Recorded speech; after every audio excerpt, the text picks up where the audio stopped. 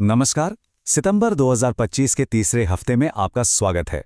इस हफ्ते बाजार ने एक ऐसा मोड़ लिया जिसकी उम्मीद कम ही लोगों को थी। जो इंडेक्स लगातार पीछे चल रहा था, उसने अचानक से बाजी पलट दी और इसी ने पूरे हफ्ते की कहानी तय कर दी। तो इस हफ्ते की सबसे बड़ी हेडलाइन क्या रही?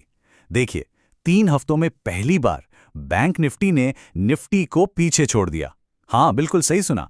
बैंक निफ्टी 1.2% ऊपर था, जबकि निफ्टी सिर्फ 0.8% ही बढ़ पाया। अब सवाल ये उठता है कि बैंकिंग स्टॉक्स में अचानक इतनी तेजी आई कहां से?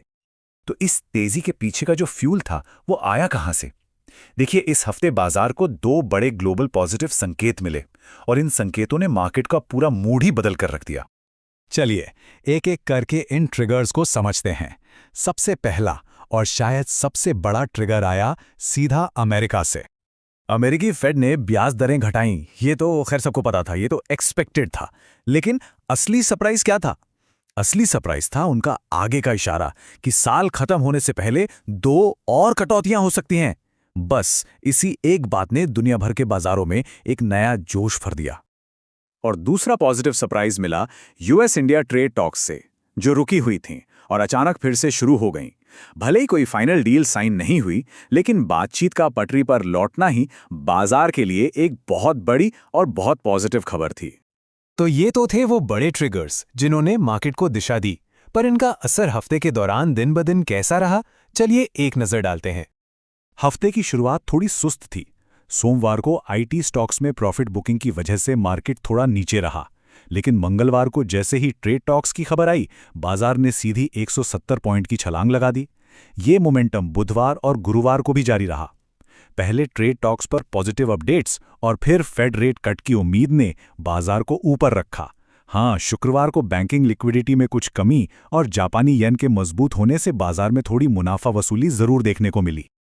तो इस पूरे उतार चढ़ाव के बीच पैसा आखिर गया कहां? कौन से सेक्टर्स इस हफ्ते के हीरो रहे और कौन से सेक्टर्स पिछड़ गए?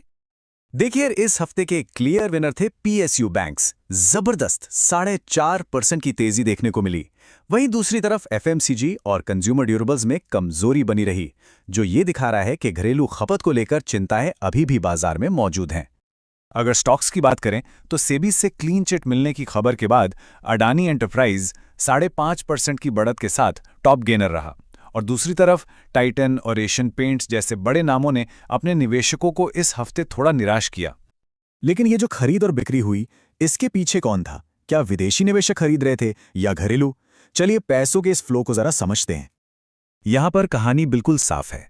देखिए, जो हमारे घरेलू निवेशक हैं यानी डीआईआईज, उन्होंने बाजार में 11,200 करोड़ रुपए की जबरदस्त खरीदारी की, और इसके सामने एफआईआईज यानी विदेशी निवेशक, उन्होंने सिर्फ 1,350 करोड़ की मामूली सी बिकवाली की।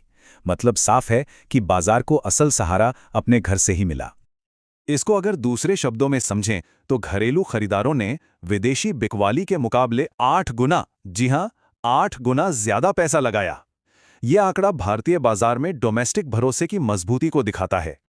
अच्छा, एफआईआईज को लेकर एक और जरूरी बात है।